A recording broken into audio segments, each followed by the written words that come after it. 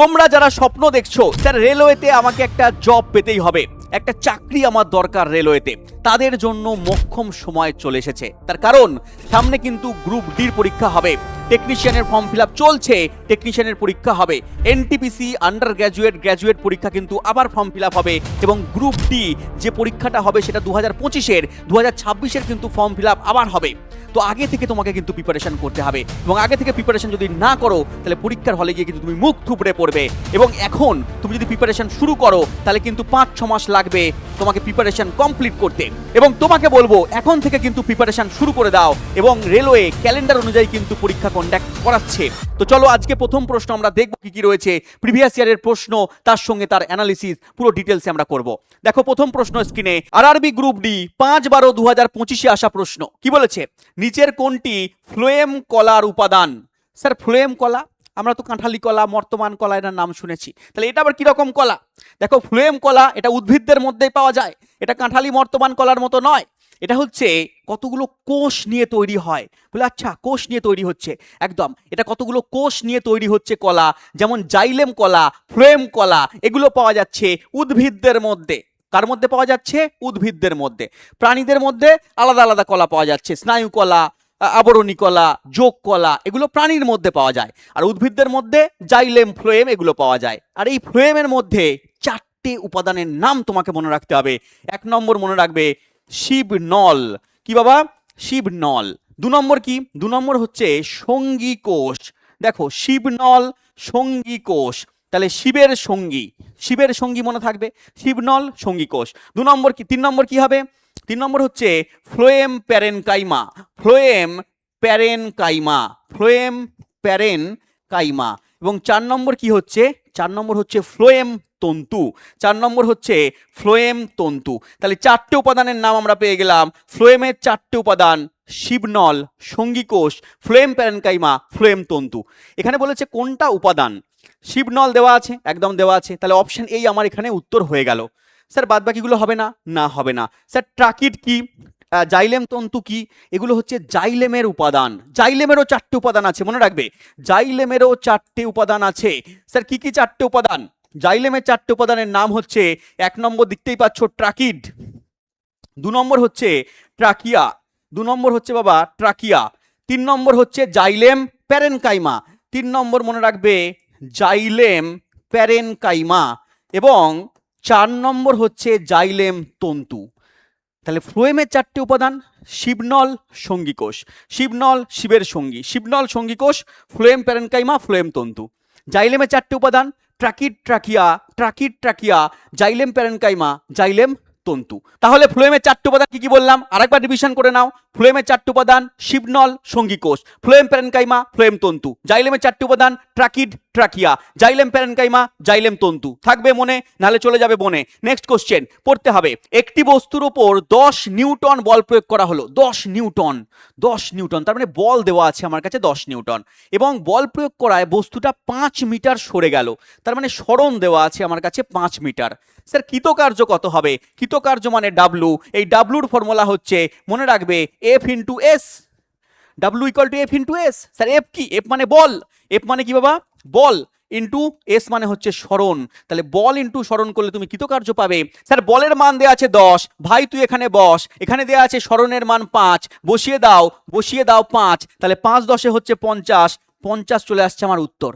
Sir একক কি হবে? ভালো করে দেখো, এখানে বলের একক দেওয়া আছে নিউটন, নিউটন কি একক? এসআই একক, বলের এসআই একক। আর মিটার দেওয়া আছে সরণের একক, সরণের তাহলে এসআই একক হচ্ছে মিটার, তাহলে এখানে আমাকে এসআইতে বার করতে হবে। কার্যের এসআই একক কি হবে? জুল হবে, করলে হবে না ভুল, কার্যের এসআই একক মনে রাখবে জুল। তাহলে কি আসছে উত্তর? Sir 50 joule.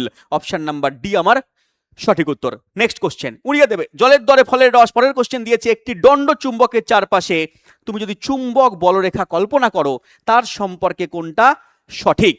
অপশনে কি বলেছে?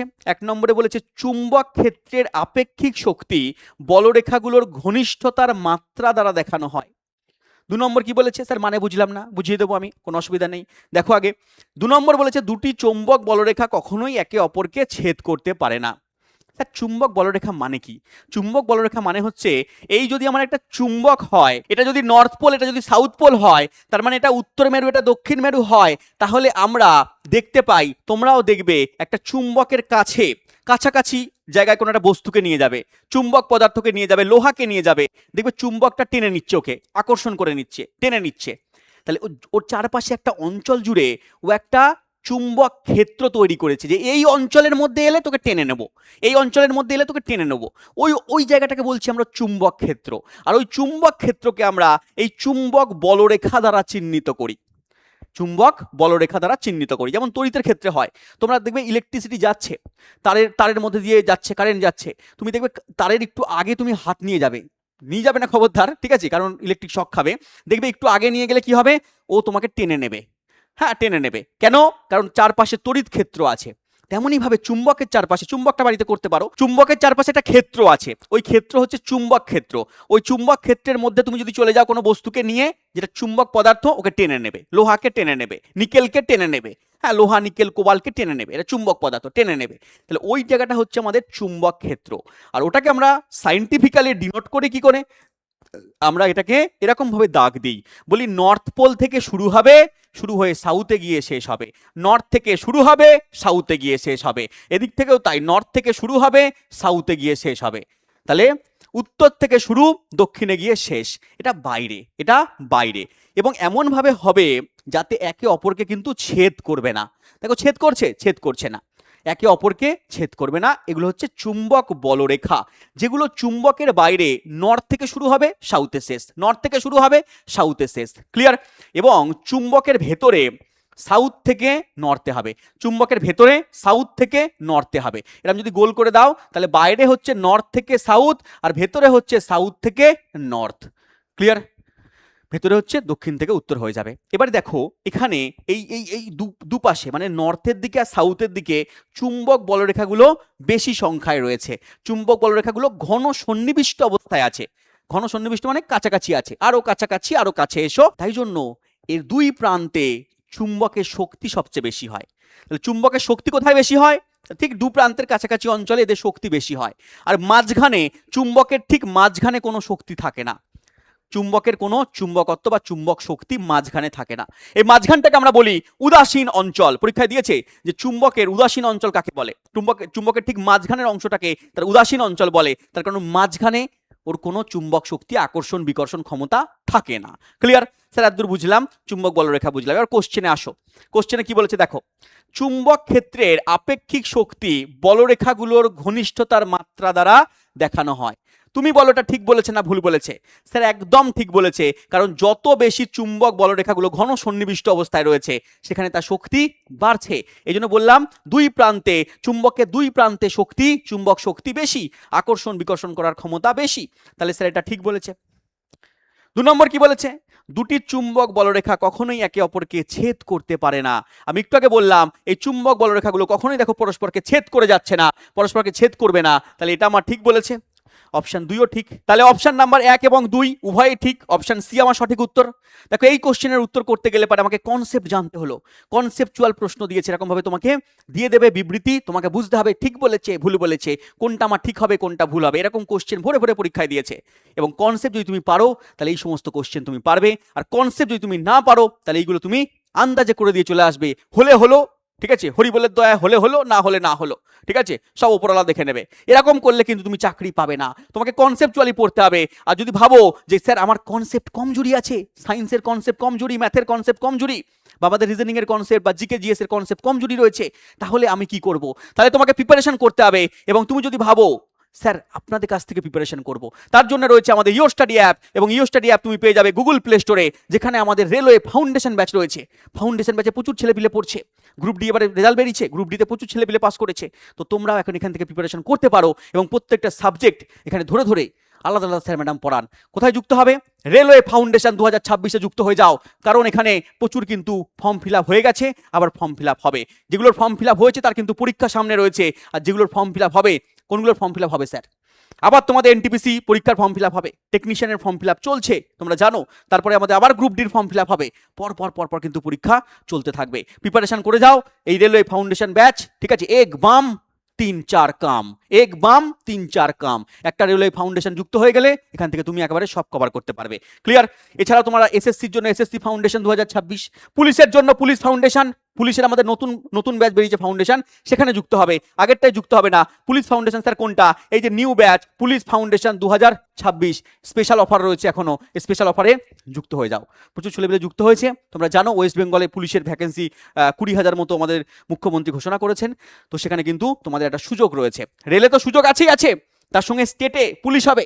যারা ভাবছো স্যার আমরা খাকি উর্দি পরবো, একেবারে খাকি উর্দি সবাইকে ভয় দেখাবো, তাহলে পরে তোমরা কি করবে, এখানে পুলিশের ব্যাচে ভর্তি হয়ে যাবে। আর যদি ভাবো স্যার আমরা পঞ্চায়েতে যুক্ত হতে চাই, পঞ্চায়েতে জনগণের কাজ করব, পঞ্চায়েতে চাকরি করব, হ্যাঁ গ্রামের পাশে চাকরি করব, তাহলে পরে তোমরা পঞ্চায়েতে যুক্ত হবে 2026-এ। এখানে তোমরা স্পেশাল অফার পাবে, কন্ট্যাক্ট নাম্বারে যোগাযোগ করে নেবে। এছাড়া যারা ভাবছো স্যার আমরা মিসলেনিয়াসের পরীক্ষা দেবো, বা আমরা অন্যান্য চাকরি যেমন এসএসসি জিডির পরীক্ষা দেবো 2027-এ, ঠিক আছে, আমরা দেশের হয়ে কাজ করব, তাদের জন্য আমাদের এসএসসি জিডি ব্যাচ রয়েছে, পিএসসির ব্যাচ রয়েছে, এগুলোতেও তুমি যুক্ত হতে পারো।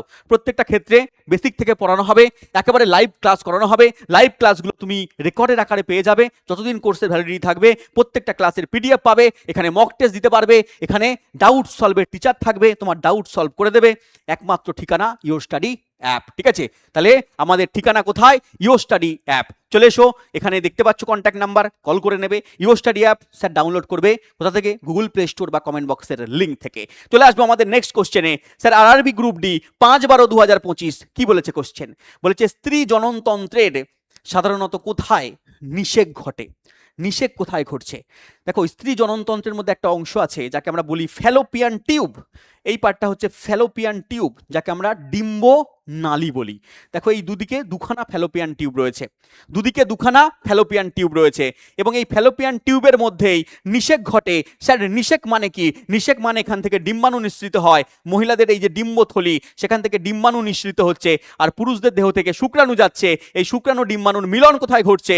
এখানে ঘটছে ফ্যালোপিয়ান টিউবে, ডিম্ব নালীর মধ্যে ঘটছে। তাহলে এটাকে আমরা বলছি কোথায়? নিষেক প্রক্রিয়া ডিম্ব নালীতে ফ্যালোপিয়ান টিউবে ঘটছে। Option B. নেক্সট কোশ্চেন বলেছে একটি বলকে উলম্বভাবে উপরের দিকে প্রাথমিক বেগে ইউ দিয়ে ছুড়ে দিলে সময় টি পরে এর বেগ ভি হলো, তাহলে কোন সূত্রটা এখানে কাজে লাগবে? যদি তুমি কোনো একটা বস্তুকে ওপরের দিকে ছুড়ে দাও, কোনো বস্তুকে তুমি ওপরের দিকে ভাবো ছুড়ে দিলে, ওর প্রাথমিক বেগ, এখানে একটা বেগ ছিল ইউ, অন্তিমে গিয়ে বেগ হলো ভি, সময় লাগলো টি। এবং এখানে মনে রাখতে হবে কোনো বস্তুকে যখন আমরা ওপরের দিকে ছুড়ে দিচ্ছি অভিকর্ষের বিপরীতে, বা ওপর থেকে নিচে পড়ছে অভিকর্ষের দিকে, তখন কিন্তু তার মধ্যে ত্বরণ আকারে অভিকর্ষজ ত্বরণ কাজ করে, মানে জি কাজ করে। তাহলে জি যখন অভিকর্ষের দিকে আসবে তখন প্লাস হবে, উপরের দিকে যখন ছুড়ে দেবো অভিকর্ষের বিপরীতে তখন মাইনাস হবে। তাহলে তার ফর্মুলা কি হবে? ফর্মুলা হবে ভি ইকুয়াল টু ইউ, এখানে মাইনাস আসবে কারণ উপরের দিকে যাচ্ছে, উপরের দিকে অভিকর্ষের বিপরীতে, এই জন্য মাইনাস, এর জায়গায় জি আসবে, টি আসবে। আমরা ফর্মুলা পড়েছি V equal to U plus A T, এখানে কিন্তু ইউ প্লাস জিটি হবে, আর প্লাসের জায়গায় মাইনাস হবে, তার কারণ ওপরের দিকে যাচ্ছে। যদি অভিকর্ষের দিকে আসতো তাহলে ইউ প্লাস জিটি হতো, ওপরের দিকে যাচ্ছে ইউ মাইনাস জিটি, তাহলে এখানে V equal to U minus G T. কোন অপশনে আছে? অপশন সিতে আছে। জলের দরে ফলের রস পড়তে হবে, নাহলে মরতে হবে। নেক্সট কোশ্চেন চলে এসো। দেয়া আছে একটি গাড়ি স্থির অবস্থা থেকে যাত্রা শুরু করে, যারা কোর্সে আছে এই সমস্ত কোশ্চেন জলের দরে ফলের রসের মতো উড়িয়ে দেবে। যদি কোনো কোর্সের স্টুডেন্ট থাকো তাহলে বলবে স্যার আমরা কোর্সে আছি, এগুলো আমরা উড়িয়ে দিই, এগুলো আমরা জলের দরে ফলের রস করে দিই। বলবে দেখো একটা স্থির অবস্থা থেকে যাত্রা শুরু করলো, যখনই স্থির অবস্থা থেকে যাত্রা শুরু করবে তখনই প্রাথমিক বেগ ইউ ইকুয়াল টু 0। যখনই স্থির অবস্থা থেকে কোনো বস্তু যাত্রা শুরু করবে তখনই তার প্রাথমিক বেগ 0। বলেছে 20 সেকেন্ড পরে, 20 সেকেন্ড মানে টাইম দেওয়া আছে, কত? 20 সেকেন্ড দেওয়া আছে, টি লিখে দিলে 20 সেকেন্ড। বলেছে 72 কিলোমিটার পার আওয়ার গতিবেগ অর্জন করলো। 20 সেকেন্ড পরে তার বেগ হলো, অন্তিম বেগ হলো V equals to 72 kilometre per hour. এই কিলোমিটার পার আওয়ারকে তোমাকে মিটার পার সেকেন্ডে নিয়ে যেতে হবে। তাহলে তোমাকে কি করতে হবে? 72 ইন্টু ওপরে করবে 5, নিচে করবে নাচ, 5 বাই কি হবে 18, 5/18 দিয়ে তুমি এখানে গুণ করে দেবে, মিটার পার সেকেন্ডে চলে আসবে, মিটার পার সেকেন্ডে চলে আসবে। 18 দিয়ে তুমি কাটবে, এখানে দেখো 4/18 কত হচ্ছে? 72 হচ্ছে, তাহলে 4×5 কত হবে? 20 metre per second. 20 metre per second তার অন্তিম বেগ। এবার তোমাকে জানতে চেয়েছে গাড়িটির ত্বরণ কত? ত্বরণ কত? এখানে ত্বরণ মানে এ, যখন অনুভূমিকভাবে যাচ্ছে তখন অভিকর্ষীয় ত্বরণ কাজ করে না, তখন হচ্ছে নর্মাল ত্বরণ এ। যখন ওপরে নিচে আমরা বস্তুকে ওপরে তুলছি বা নিচে নামাচ্ছি অভিকর্ষের দিকে বা বিপরীতে, তখন আমার এর জায়গায় জি কাজ করবে, ত্বরণের জায়গায় অভিকর্ষীয় ত্বরণ কাজ করবে, আর অনুভূমিকভাবে এখানে আমার ত্বরণ কাজ করবে। তাহলে ফর্মুলা দেব, same formula, V equal to U plus A T. বস্তুর বেগ বাড়ছে তাই জন্য প্লাসের formula, V equal to U plus A T. তাহলে ভি এখানে দেওয়া আছে স্যার 20 দেওয়া আছে, ইউ এর মান দেওয়া আছে কত 0 দেওয়া আছে, এর মান জানি না স্যার, টি এর মান দেওয়া আছে কত 20 দেওয়া আছে। তাহলে এখানে কি আসবে 20 ইকুয়ালস টু, করো ক্যালকুলেশন, এখানে এ ইন্টু 20, স্যার ইন্টু আছে, তাহলে এপাশে গেলে কি হয়ে যাবে স্যার পিন্টু হয়ে যাবে, মানে ডিভাইড হয়ে যাবে। তাহলে এখানে 20/20 ইকুয়ালস টু এ, তাহলে কাটো, তাহলে কাটো, এ ইকুয়ালস টু 1, এ কাটা সে কাটা না, মনে রাখবে এ কাটা সে কাটা না, কাটতে হবে 20 কাটলে 1 হবে, এ কাটা সে কাটা না। কোর্সের স্টুডেন্টরা জানে এ কাটা সে কাটা না এর মানে কি, ঠিক আছে একদম। তাহলে এখানে 1 পেয়ে গেলাম metre per second square, SI পদ্ধতিতে একক। Sir option number D, option number D আমাদের সঠিক উত্তর। এই সমস্ত অঙ্ক পরীক্ষায় আসবে, পরীক্ষা এই সমস্ত অঙ্ক এসেছে 5/12/2025, এবং তুমি দেখবে 26-এ যখন গ্রুপ ডির পরীক্ষা হবে এই টাইপের সেম প্যাটার্নে সংখ্যা তোমাকে চেঞ্জ করে দেবে, এই প্রশ্ন তুমি পেয়ে যাবে হুবহু, সংখ্যা চেঞ্জ করা থাকবে। ক্লিয়ার? দেখে নেবে। দেখো নেক্সট কোশ্চেন, খাদ্য শৃঙ্খলের সম্পর্ক যখন শাখা প্রশাখা যুক্ত লাইনের একটি সিরিজ হিসেবে দেখানো হয় তখন তাকে কি বলে? দেখো কোনো একটা জায়গায় খাদ্য শৃঙ্খল কিভাবে তৈরি হয়, সবুজ উদ্ভিদরা সালোক সংশ্লেষের মাধ্যমে সূর্যের আলোকে নিয়ে খাদ্য তৈরি করে, ফুল ফল তৈরি করছে, সেই সবুজ উদ্ভিদকে তার শাখা প্রশাখা কাণ্ড ফুল ফলকে খাচ্ছে কোনো প্রাণী, প্রথম শ্রেণীর খাদক বলছি তাকে, গরু খাচ্ছে, হরিণ খাচ্ছে, তাই তো, খরগোশ খাচ্ছে, এদেরকে আমরা বলছি প্রথম শ্রেণীর খাদক। ওই প্রথম শ্রেণীর খাদককে আবার কেউ একটা খাচ্ছে, বাঘ সিংহরা খাচ্ছে, সাপেরা খাচ্ছে, ব্যাঙেরা খাচ্ছে, ওদেরকে আমরা বলছি দ্বিতীয় শ্রেণীর খাদক। ওদেরকে আবার যে খাচ্ছে তাকে বলছি তৃতীয় শ্রেণীর খাদক, ওদেরকে যে খাচ্ছে তাকে বলছি চতুর্থ শ্রেণীর খাদক। এরকম ভাবে চেন আকারে চলছে, একে বলছি খাদ্য শৃঙ্খল। যেমন ভাবে দেওয়া আছে দেখো, এই গাছকে, সবুজ উদ্ভিদকে কি করছে, বিভিন্ন খাদকরা খাচ্ছে, হরিণও খাচ্ছে, এদিকে তোমার খরগোশও খাচ্ছে, এদিকে তোমার শামুকও খাচ্ছে, পতঙ্গও খাচ্ছে, সবাই খাচ্ছে। তাহলে এরা হচ্ছে সব প্রথম শ্রেণীর খাদক। আবার এই হরিণকে আবার কি করছে, বাঘ খাচ্ছে, দ্বিতীয় শ্রেণীর খাদক। এদিকে আবার দেখো শামুককে কে খাচ্ছে, সাপ খাচ্ছে, দ্বিতীয় শ্রেণীর খাদক। তাহলে এরকম ভাবে পতঙ্গদেরকে ব্যাঙ খাচ্ছে, এরা হচ্ছে তোমার তখন দ্বিতীয় শ্রেণীর খাদক। ঠিক আছে, তাহলে এরকম ভাবে পর চলতে আছে। একটা খাদ্য শৃঙ্খল একটি জায়গায় একা থাকে না, অনেকগুলো খাদ্য শৃঙ্খল একসঙ্গে থাকে। তাহলে একটা জায়গায় অনেকগুলো খাদ্য শৃঙ্খল একসঙ্গে রয়েছে, একসঙ্গে থেকে কি হচ্ছে দাদা, একটা জালের মতো তৈরি করছে, একটা জালের মতো তৈরি করছে। তাহলে এটাকে বলছি আমরা খাদ্য জাল। কি বলছি আমরা, খাদ্য জাল, যেখানে অনেকগুলো খাদ্য শৃঙ্খল একসঙ্গে রয়েছে। তাই বলছে না যে খাদ্য শৃঙ্খলের সম্পর্ক শাখা প্রশাখা যুক্ত লাইনের মতো একটা সিরিজ হিসেবে দেখানো হচ্ছে, যোগ হয়ে যাচ্ছে, যোগ হয়ে কি তৈরি করছে স্যার, খাদ্য জাল তৈরি করছে, খাদ্য জাল তৈরি করছে। নেক্সট কোশ্চেন, চলে এসো পরের প্রশ্ন। দেখো উদ্ভিদের জন্য বীজ বিস্তরণ গুরুত্বপূর্ণ কেন? উদ্ভিদের জন্য বীজের বিস্তার, দেখবে কোনো একটা উদ্ভিদ থেকে যখন বীজ ফল তৈরি হয়, তাই তো, হ্যাঁ ফুল থেকে ফল তৈরি হয়, সেই ফল থেকে, ফলের মধ্যে যখন বীজ থাকে সেই বীজগুলো দেখবে পাখিরা কি করে, পাখিরা, পতঙ্গরা, আমরা, হ্যাঁ বিভিন্ন রকম জায়গায় ছড়িয়ে দিই। এই ছড়িয়ে দিলে কি হবে, এই ছড়িয়ে দিলে উদ্ভিদদের সুবিধা হবে, কারণ ওরা বীজের বিস্তার করতে পারবে, এক জায়গায় সবগুলো বীজ না পড়ে বিভিন্ন দূরত্বে পড়বে, বিভিন্ন দূরত্বে গাছ সৃষ্টি করবে, বিভিন্ন দূরত্ব অনুযায়ী তাদের বংশ বিস্তার করতে পারবে। ওরা তো নিজে যেতে পারবে না, তাই পতঙ্গের মাধ্যমে, পাখির মাধ্যমে, মানুষের মাধ্যমে, হ্যাঁ অন্য কোনো তোমার প্রাণীর মাধ্যমে, হ্যাঁ অন্য কোনো প্রাণী হয়তো ফল খেয়ে নিল, সেই ফল তাদের পটির মধ্যে দিয়ে বেরিয়ে গেল, হ্যাঁ অন্য জায়গায় গিয়ে পটি করলো, সেখানে গাছ তৈরি হয়ে যাবে, হ্যাঁ এরকম হয়। তাহলে এরকম ভাবে কি করছে, উদ্ভিদদের বীজের কি করছে, অঙ্কুরোদ্গম কমাচ্ছে না, বৃদ্ধিকে হ্রাস করছে না, সালোক সংশ্লেষ বন্ধ করে দিচ্ছে না। তাহলে কি হবে, অতিরিক্ত ভিড় এবং প্রতিযোগিতাকে প্রতিরোধ করছে।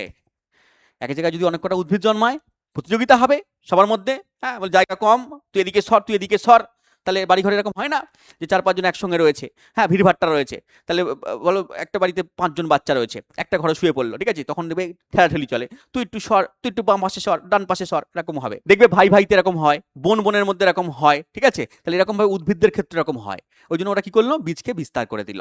কনসেপচুয়াল প্রশ্ন। নেক্সট কোশ্চেন চলে এসো। দেখো লেখা আছে নিচের কোনটি ক্রিয়া ও প্রতিক্রিয়া বলের উদাহরণ নয়? ক্রিয়া ও প্রতিক্রিয়া বল নিউটনের তৃতীয় সূত্র থেকে আমরা পাই, তোমরা জানো। অপশন বলেছে যখন একজন ব্যক্তি নৌকা থেকে লাফ দেয়, নৌকাটি পিছনের দিকে সরে যায়, একদম এটা আমাদের নিউটনের তৃতীয় সূত্র, ক্রিয়া প্রতিক্রিয়া বল কাজ করছে। তুমি নৌকার উপরে একটা বল দিচ্ছ, নৌকাও তোমার উপরে বল দিচ্ছে এবং সেই কারণের জন্য কি হচ্ছে, নৌকাটা পেছনের দিকে সরে যাচ্ছে, এটা ঠিক আছে। যখন কেউ বন্দুক থেকে গুলি ছোড়ে বন্দুকটা পিছনের দিকে ধাক্কা দেয়, একদম এটাও ক্রিয়া প্রতিক্রিয়া বলের এক্সাম্পল। আমি বন্দুক থেকে গুলি ছুড়লাম, বন্দুকের সাহায্যে গুলিকে আঘাত করলাম, একটা বল দিলাম, সেই বলের প্রভাবে কি করবে, গুলিটাও পিছন দিকে বন্দুককে একটা বল দেবে, তাহলে ক্রিয়া প্রতিক্রিয়া বল কাজ করছে, এটাও ঠিক। বলেছে যখন কেউ সাঁতার কাটে সে জলকে পেছনের দিকে ঠেলে দেয়, একদম এটাও ঠিক। সাঁতার কাটার সময় কি হয়, আমরা জলের ওপর একটা বল দিই, জলও কি করে আমাদের উপর উল্টো দিকে একটা প্রতিক্রিয়া বল দেয়, যার জন্য কি হচ্ছে না, জলটা পেছনের দিকে সরে যাচ্ছে, সামনের দিকে আমরা এগিয়ে যাচ্ছি, এটাও ঠিক। বলেছে যখন বাস হঠাৎ থেমে যায় তখন মানুষ সামনের দিকে ঝুঁকে পড়ে, এটা ক্রিয়া প্রতিক্রিয়া বল নয়, তাহলে অপশন নাম্বার ডি হবে না। স্যার এটা তাহলে কি, এটা হচ্ছে জাড্য ধর্ম, যেটা নিউটনের প্রথম সূত্র থেকে পাওয়া যায়, জাড্য গতি। জাড্যের জন্য আমরা জানি চলন্ত বাস হঠাৎ যখন থেমে যায় যাত্রীরা সামনের দিকে ঝুঁকে পড়ে। মনে রাখবে অপশন ডি এখানে আমাদের ভুল দেওয়া আছে, এটা আমাদের ঠিক উত্তর। নেক্সট কোশ্চেন, স্যার থমসনের পরমাণু মডেল অনুযায়ী পরমাণুর গঠন সম্পর্কে নিচের কোন বিবৃতিটি সঠিক? দেখো এই বিবৃতিমূলক প্রশ্ন তোমাকে কিন্তু বারবার দেবে এবং এখানে তোমার কনসেপ্ট লাগবে, কারণ এখানে 4টে বিবৃতি দেওয়া আছে, আগেরটাও ছিল, তাহলে এরকম কনসেপ্ট তুমি যদি না জানো পরীক্ষায় পারবে না। দেখো বলেছে পরমাণুর কেন্দ্রে একটি ছোট্ট নিউক্লিয়াস থাকে, একদম ঠিক, পরমাণুর কেন্দ্রে ছোট্ট নিউক্লিয়াস থাকবে। বলেছে ইলেকট্রন একটি ধনাত্মক আধানযুক্ত গোলকের মধ্যে গেঁথে থাকে, এটা এখানে ভুল বলা আছে, ইলেকট্রনগুলো একটা ধনাত্মক আধানযুক্ত গোলকের মধ্যে গেঁথে নেই।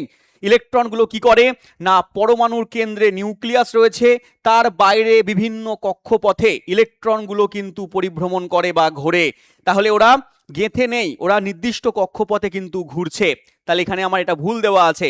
ইলেকট্রনগুলো নির্দিষ্ট কক্ষপথে ঘোরে, এটাও আমার ঠিক দেওয়া আছে।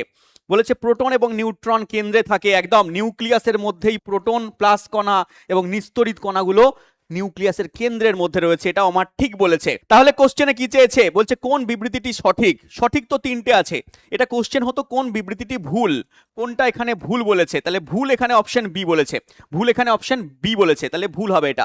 নেক্সট কোশ্চেন, দেখো লেখা আছে এখানে, আমরা জানি যে পরমাণুর মডেল সম্পর্কে বিভিন্ন বিজ্ঞানীরা বিভিন্ন মডেল দিয়েছেন। প্রথমে যে বিজ্ঞানী মডেল দিয়েছিলেন তার নাম হচ্ছে থমসন, যে থমসনের প্ল্যাম পুডিং মডেল ক্লাসে আমি করিয়েছি কোর্সের মধ্যে, তোমরা জানো। তারপরে রাদারফোর্ড মডেল দিয়েছেন, তারপরে বোর বাবু মডেল দিয়েছেন, ঠিক আছে। আর পরমাণু ধারণা দিয়েছেন কে, ডাল্টন, ডাল্টন হচ্ছে পরমাণুবাদের জনক। নেক্সট কোশ্চেন, স্যার কার্বনের রূপভেদ সম্পর্কে নিচের কোন বিবৃতিটি সঠিক? দেখো আবার বিবৃতিমূলক প্রশ্ন, মানে কনসেপচুয়াল প্রশ্ন।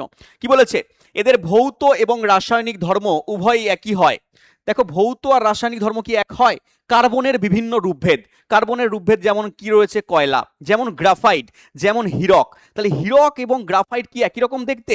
এদের রাসায়নিক ধর্ম এক, কিন্তু ভৌত ধর্ম কি একই রকম কি দেখতে? না স্যার, একই রকম দেখতে নয়, তাহলে ভৌত রাসায়নিক ধর্ম আমরা এক বলতে পারবো না।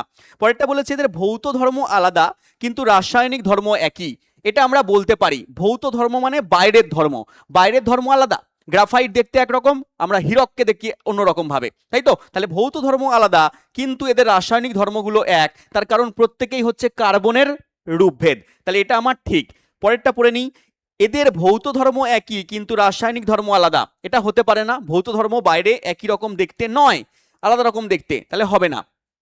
এদের কোনো রাসায়নিক ধর্ম নেই, এরকম তো নয় যে কোনো রাসায়নিক ধর্ম নেই, কার্বনের রাসায়নিক ধর্ম আছে, কার্বনের যোজ্যতা 4 হয়, বাইরের কক্ষে 4টে ইলেকট্রন হয়, সমযোজ্যতা দেখায়, তাহলে এরা রাসায়নিক ধর্ম দেখায়, তাহলে এটা আমরা ভুল দেওয়া আছে। তাহলে ঠিক কোনটা বাবা? ঠিক হচ্ছে অপশন নাম্বার বি আমার সঠিক উত্তর। দেখো গ্রুপ ডি 5/12/2025 আসা প্রশ্ন। নেক্সট, প্রত্যেকটা এখানে পরীক্ষা আসা প্রশ্ন, রিসেন্ট পরীক্ষা আসা প্রশ্ন।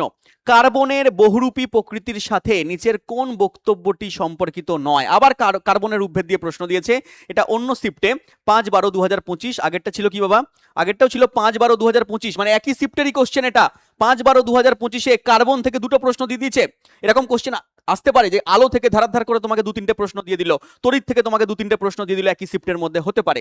তাহলে এখানে দেখো কার্বন থেকে আর একটা প্রশ্ন দিয়েছে যে বহুমুখী রূপভেদের সঙ্গে কোন বক্তব্যটি সম্পর্কিত নয়? কার্বনের ক্যাটিনেশন ধর্ম আছে, একদম আছে, কার্বনের ক্যাটিনেশন ধর্ম আছে। পরেরটা বলেছে এটি আয়নীয় বন্ধন তৈরি করতে পারে, আয়নীয় বন্ধন তৈরি করতে পারে না। অপশন বি এখানে ভুল। ক্যাটিনেশন ধর্ম কি মনে হচ্ছে? পারবে না, আসছি তার মধ্যে। এটি চতুর্যোজ্যতা প্রদর্শন করে, একদম। এর বাইরের কক্ষে 4টে ইলেকট্রন আছে, তাই এদের যোজ্যতা হচ্ছে 4, চতুর্যোজী মৌল বলা হয়, ঠিক বলেছে। এটি দীর্ঘ শৃঙ্খল গঠন করতে পারে, একদম পারে। এরা এক বন্ধন, দ্বিবন্ধন, ত্রিবন্ধনের মাধ্যমে কার্বন কার্বন এক বন্ধন হয়, কার্বন কার্বন দ্বিবন্ধন হয়, কার্বন কার্বন ত্রিবন্ধন হয়। আমি তোমাদের পড়িয়েছি জৈব যৌগ চ্যাপ্টারের মধ্যে, অ্যালকেন, অ্যালকিন, অ্যালকাইন এগুলো তৈরি করতে পারে, দীর্ঘ শৃঙ্খল তৈরি করতে পারে, ঠিক বলেছে। তাহলে স্যার ক্যাটিনেশন ধর্ম কি? ক্যাটিনেশন ধর্ম হচ্ছে সেই ধর্ম যারা কার্বন কার্বনের মধ্যে এই যে এক বন্ধন করছে, দ্বিবন্ধন করছে, ত্রিবন্ধন করছে, এর ফলে কি হচ্ছে, এরা বিশাল শৃঙ্খল তৈরি করতে পারছে, বদ্ধ শৃঙ্খল বা মুক্ত শৃঙ্খল। মনে করো এখানে কার্বন কার্বনের মধ্যে ত্রিবন্ধন আছে, কোন একটা যৌগের মধ্যে কার্বন কার্বন ত্রিবন্ধন আছে।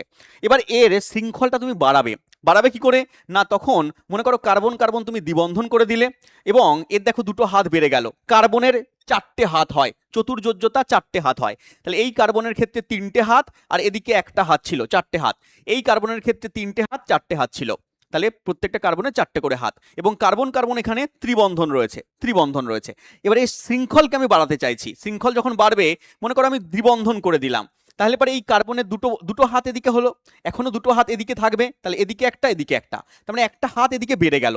এই কার্বনের ক্ষেত্রেও দুটো হাত চলে এসছে এদিকে, একটা হাত এদিকে রয়ে গেল, 4টে হাত। তাহলে কার্বনের এরকম 4টে হাত হয়। আর এরকম ভাবে এরা বন্ধনটা যেই খুলে দিল, তখন একটা করে হাত বেড়ে গেল।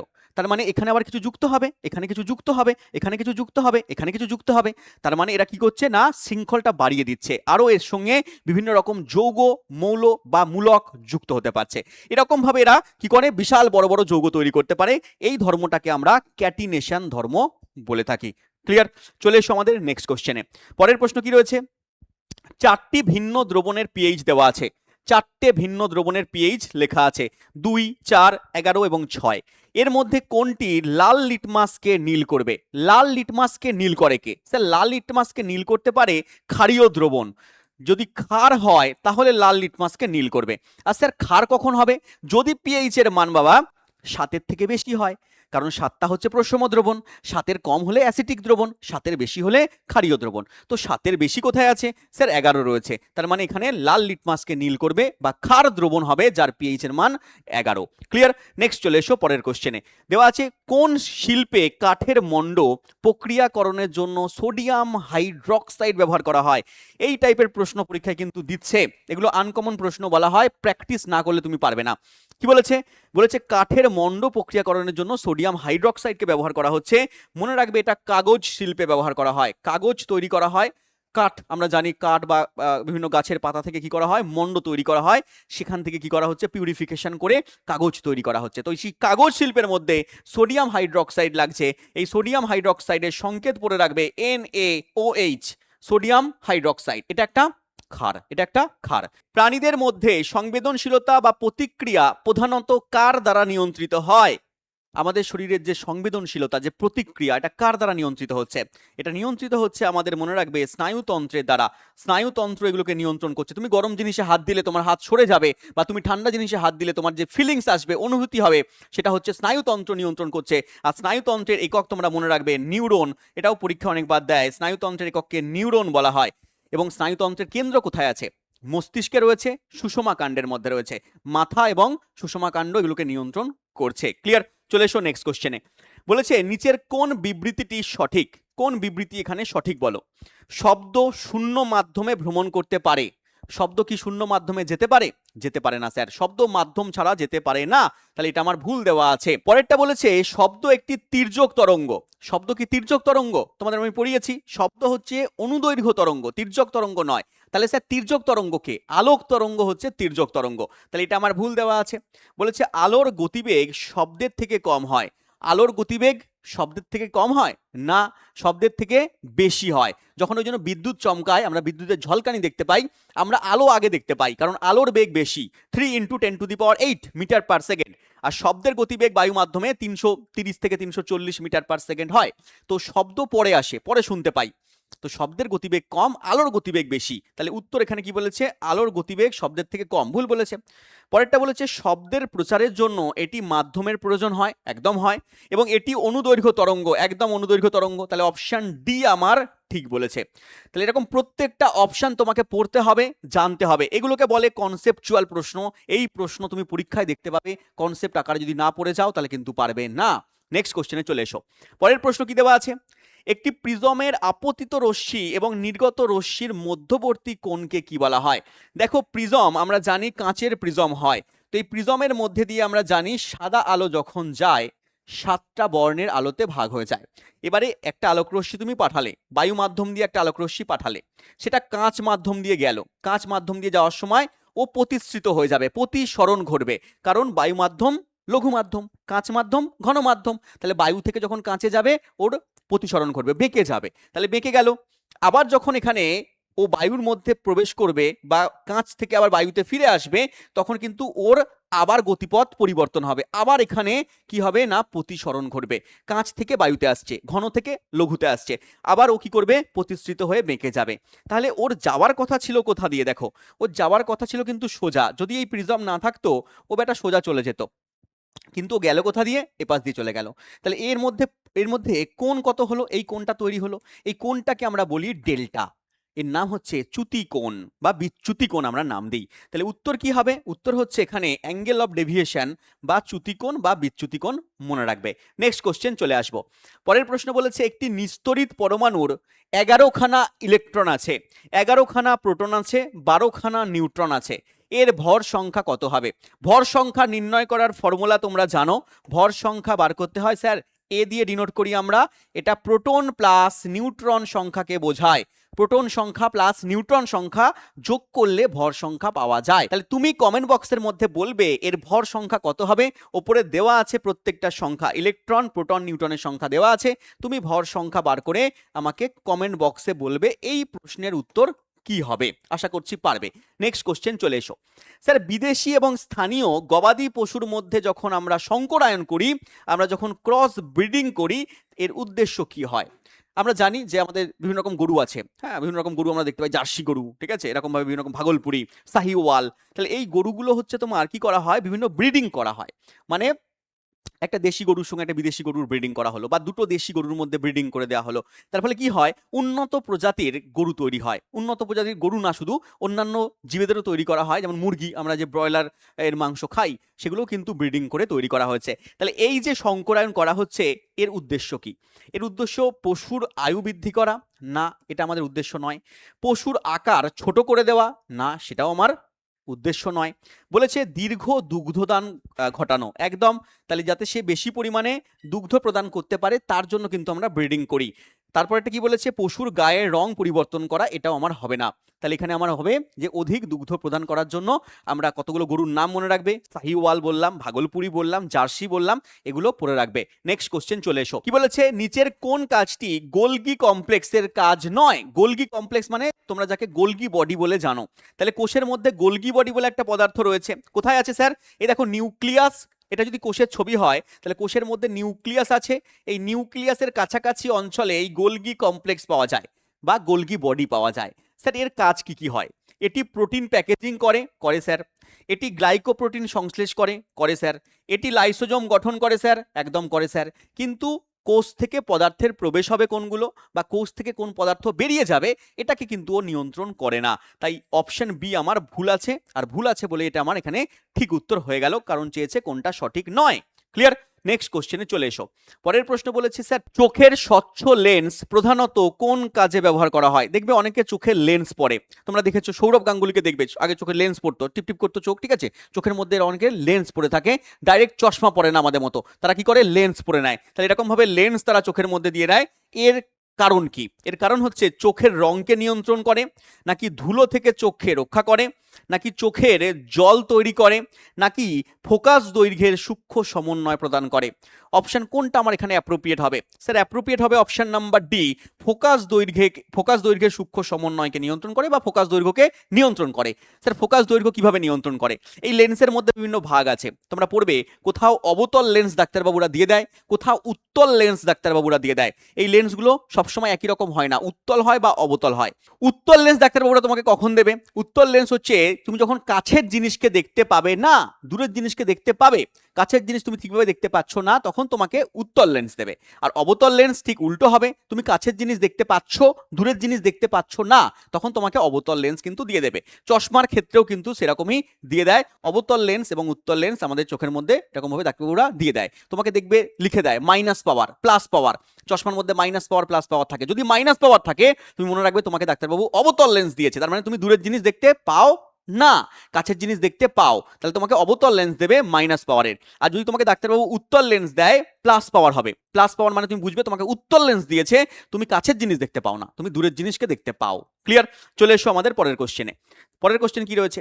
স্যার, চিপসের প্যাকেটে নাইট্রোজেন গ্যাসের ভূমিকা কি? চিপসের প্যাকেটে যে নাইট্রোজেন গ্যাস থাকে তার কাজ কি? নাইট্রোজেন গ্যাস থাকে তার কারণ এই চিপসের প্যাকেটের ভেতরে যে সমস্ত মশলা দিয়ে জিনিসপত্র থাকে, চিপস থাকে, সেগুলো যাতে নষ্ট না হয়ে যায়, সেই জন্য কি হয়, আমরা নাইট্রোজেন গ্যাসকে দিয়ে দিই, তাই তো? ছত্রাক না জন্মে যায়, কোনো বস্তুকে রেখে দিলে ছত্রাক জন্মে যায়, ব্যাকটেরিয়া জন্মে যায়, সেগুলো যাতে না জন্মে যায় তার জন্য নাইট্রোজেন দেওয়া থাকে। এবং এটি জারণকে রোধ করে, কারণ জারিত করে দেয় পদার্থকে এই সমস্ত ব্যাকটেরিয়া, এই সমস্ত ছত্রাক। তাহলে জারণকে রোধ করছে নাইট্রোজেন গ্যাস, মনে রাখবে। নেক্সট কোশ্চেন, পরের প্রশ্ন কি দেওয়া আছে? স্যার, নিচের কোন পরীক্ষামূলক পর্যবেক্ষণটি পদার্থের মধ্যে কণার অস্তিত্বের জন্য শক্তিশালী প্রমাণ দেয়? কোন পরীক্ষাটা কোনো পদার্থের মধ্যে, যে কোনো গ্যাসীয় পদার্থের মধ্যে বলো, কঠিন পদার্থ বলো, তরল পদার্থ বলো, তাদের মধ্যে যে অণু আছে, পরমাণু আছে, হ্যাঁ, কণা আছে, তাহলে তার অস্তিত্বের প্রমাণ দেয়। কোনটা দেয়? বলেছে নাড়াচাড়া ছাড়াই জলের মধ্যে এক ফোঁটা কালি সমানভাবে ছড়িয়ে যাওয়া। একদম, এই কালিটা সমানভাবে যে ছড়িয়ে যাচ্ছে আমরা বুঝতে পারছি, তার মানে যে এর মধ্যে নিশ্চয়ই কণা আছে, সেই কণাগুলো চারদিকে ছড়িয়ে পড়ছে, এটা আমার প্রমাণ দেবে। পরেরগুলো একবার পড়ে নিই। বরফের গলন, বরফের গলন দ্বারা আমরা বুঝতে পারবো না, বরফ তো গলবে, কিন্তু সেটা দ্বারা আমরা বুঝতে পারবো না যে তার মধ্যে কণা রয়েছে। পরেরটা বলেছে এখানে লোহায় মরচে ধরা, এটা তো একটা বিক্রিয়া, তার মধ্যে আমরা বুঝতে পারবো না যে এটা কণা রয়েছে। একটি পাথরের খণ্ড হয়ে ভেঙে ফেলা, একটি পাথরকে খণ্ড করে যদি ভেঙে দাও তাহলেও বুঝতে পারবো না আমরা ঠিকভাবে, কিন্তু আমরা অ্যাপ্রোপ্রিয়েট ভাবে বুঝতে পারবো যে কোনো পদার্থের নাড়াচাড়া ছাড়াই এক ফোঁটা কালি জলের মধ্যে দিয়ে দিলে সে হচ্ছে চারদিকে ছড়িয়ে পড়ছে, তার মানে কণাগুলো ছড়িয়ে পড়ছে। ক্লিয়ার? নেক্সট কোশ্চেন বলেছে যদি একটি পরিবাহীর রোধ, খুব ইম্পর্টেন্ট প্রশ্ন, এই টাইপের প্রশ্ন বারংবার দেয়, ভালো করে পড়বে। যদি একটি পরিবাহীর রোধ 10 ওহম হয়, পরিবাহীর রোধ দেওয়া আছে 10 ওহম, এটাকে তুমি আর দিয়ে ডিনোট করবে। স্যার, এর দুই প্রান্তে 5 ভোল্ট বিভব প্রভেদ রয়েছে, এটাকে তুমি ভি দিয়ে ডিনোট করবে। তাহলে বলেছে এর মধ্যে দিয়ে প্রবাহিত তড়িৎ প্রবাহ মাত্রার মান কত হবে? ওহমের সূত্র V equals two sir IR. ওহমের সূত্র মনে রাখবে, বারবার এই পরীক্ষায় অঙ্ক দিয়েছে ওহমের সূত্র দিয়ে। Sir, V equals two IR. Sir, V মানে কি? ভি মানে হচ্ছে পরিবাহীর দুই প্রান্তের বিভব প্রভেদ। স্যার, আর মানে কি? আর মানে হচ্ছে পরিবাহীর রোধ। স্যার, আই মানে কি? আই মানে হচ্ছে তড়িৎ প্রবাহ বা তড়িৎ প্রবাহ মাত্রা। দেখো, প্রত্যেকটার ক্ষেত্রে তুমি দেখবে এই তিনটের মধ্যে দুটো জিনিস তোমাকে দেয়া থাকবে, একটা জিনিস তোমাকে বার করে নিতে হবে। তাহলে এখানে ভি এর মানটা দেওয়া আছে, স্যার দেওয়া আছে 5। স্যার, আই এর মানটা দেওয়া আছে না, স্যার আই এর মানটা দেওয়া নেই। স্যার, আর এর মানটা দেওয়া আছে, স্যার আর এর মানটা দেওয়া আছে 10। তাহলে তুমি এখানে 5 বসিয়ে দিলে ভি এর মান, আর এর মান বসিয়ে দিলে 10। আই এর মানটা তোমাকে বার করতে হবে, আইটা আই রেখে দিলে। স্যার, এটাকে বাই করে দিন, দেখো 5/10 হয়ে গেল আই, এটা বাই হয়ে যায়, গুণ থাকলে ভাগ হয়ে যায়। তাহলে এখানে আমি পেয়ে যাচ্ছি 10 আছে নিচে, তাহলে এক ঘর আগে স্যার দশমিক হবে, তাহলে 0.5 আমার উত্তর চলে আসবে। স্যার, একক কি হবে? একক হচ্ছে তড়িৎ প্রবাহের একক বা তড়িৎ প্রবাহ মাত্রার একক হচ্ছে অ্যাম্পিয়ার। তো অ্যাম্পিয়ারে আমার উত্তর অপশন এ। ক্লিয়ার? সেম টাইপের একটা অঙ্ক তোমার জন্য আমি এইচডব্লিউ দেবো, বলবে কমেন্ট বক্সের মধ্যে। মনে করো ভি এর মান তোমার দেওয়া আছে, কোনো পরিবাহীর দুই প্রান্তের বিভব প্রভেদ তোমার দেওয়া আছে 220 ভোল্ট, 220 ভোল্ট দেওয়া আছে, ঠিক আছে, এবং তার মধ্যে দিয়ে কারেন্ট আই যাচ্ছে কত? 5 অ্যাম্পিয়ার আমি ধরলাম, 5 অ্যাম্পিয়ার কারেন্ট যাচ্ছে। তাহলে তুমি বার করবে পরিবাহীর রোধ কত, পরিবাহীর রোধের মান কত হবে, কমেন্ট বক্সের মধ্যে তুমি আমাকে বলবে। রোধকে আমরা আর দিয়ে ডিনোট করি, এটা কত হবে কমেন্ট বক্সে বলবে। নেক্সট কোশ্চেন চলে এসো। বলেছে এইচআইভি সংক্রমণ প্রতিরোধে সাহায্য করার জন্য নিচের কোনটি একটি নিরাপদ যৌন পদ্ধতি? আমরা জানি এইচআইভির ফুল ফর্ম কি হয়। স্যার, কি হয়? এইচআইভি হচ্ছে হিউম্যান ইমিউনো ডেফিসিয়েন্সি ভাইরাস। এইচআইভির ফুল ফর্ম আবার বলছি, মনে রাখবে, পরীক্ষায় দেবে যে হিউম্যান ইমিউনো ডেফিসিয়েন্সি ভাইরাস। তাহলে স্যার এর ফলে রোগ হয়, একদম রোগ হয়। রোগের নাম কি স্যার? এইডস। এইডসের পুরো নাম কি? পরীক্ষা এটাও দিয়েছে। এইডসের পুরো নাম হচ্ছে acquired immuno deficiency syndrome. Acquired immuno deficiency syndrome এই রোগটা হবে। এই রোগটা কিভাবে ছড়ায়? এই রোগটা রক্তের মাধ্যমে ছড়াতে পারে। সূচ সিরিঞ্জ তুমি কারোর ইউজ করলে, ব্লেড ইউজ করলে, সংক্রমিত হয়েছে কোনো ব্যক্তি, তার যদি ব্লেড, সূচ, সিরিঞ্জ এগুলো ইউজ করো তাহলে কিন্তু ছড়াতে পারে, বা যৌন সংসর্গের মাধ্যমে কিন্তু ছড়াতে পারে। তাহলে এখানে কোশ্চেন দিয়েছে কোনটা নিরাপদ যৌন পদ্ধতি। তাহলে এখানে কি দিয়েছে? যৌন মিলনের সময় কন্ডোম ব্যবহার করতে হবে, অ্যান্টিবায়োটিক ব্যবহার করতে হবে, ভিটামিন ট্যাবলেট খাওয়া উচিত, না নিয়মিত যোগব্যায়াম করা উচিত। বুঝতেই পারছো অপশন নাম্বার এ কিন্তু সঠিক উত্তর হবে। দেখো পরীক্ষায় আসা প্রশ্ন 5/12/2025, তোমরা চেক করে নিতে পারো, এই টাইপের প্রশ্ন কিন্তু পরীক্ষায় দিচ্ছে।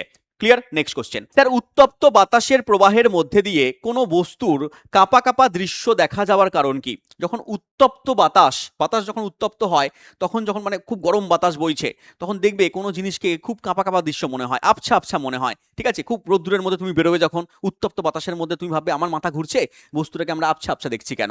তার কারণ কি?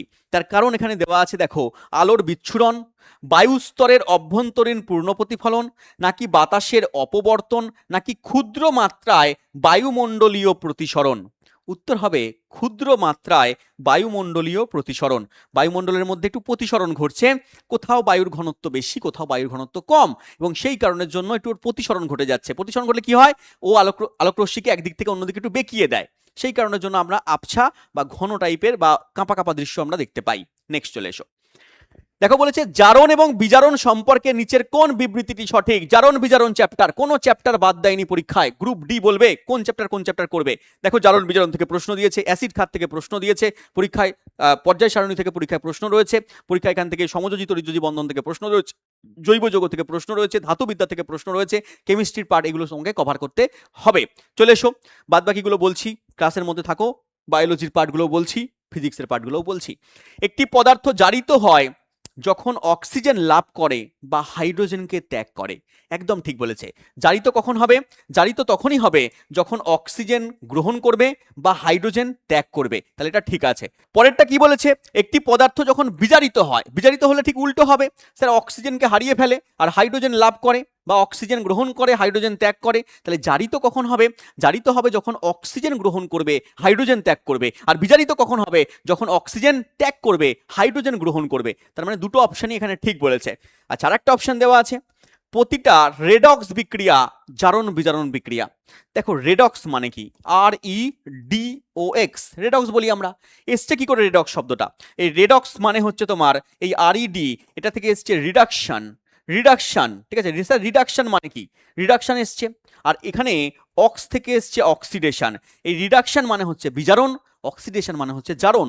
অক্সিডেশন এসেছে অক্স থেকে। তাহলে এখান থেকে আমরা পাচ্ছি এই রেডক্স বিক্রিয়া মানেই হচ্ছে জারণ বিজারণ বিক্রিয়া। এটা মানেই হচ্ছে বিজারণ এবং এটা মানেই হচ্ছে তোমার জারণ। তাহলে জারণ বিজারণ বিক্রিয়া দুটো একসঙ্গে ঘটবে রেডক্স বিক্রিয়ায়। ক্লিয়ার? নামের মধ্যেই রয়েছে। তিনটেই তাহলে সঠিক। তাহলে অপশন ডি স্যার 1 2 3 সবকটি সঠিক। ক্লিয়ার?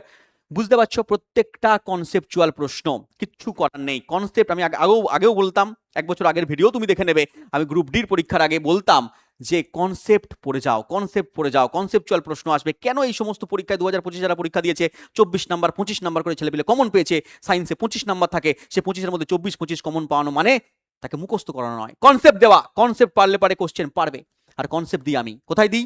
ইও স্টাডি অ্যাপের মধ্যে। চলে এসো, নেক্সট কোশ্চেন দেওয়া আছে কি বাবা?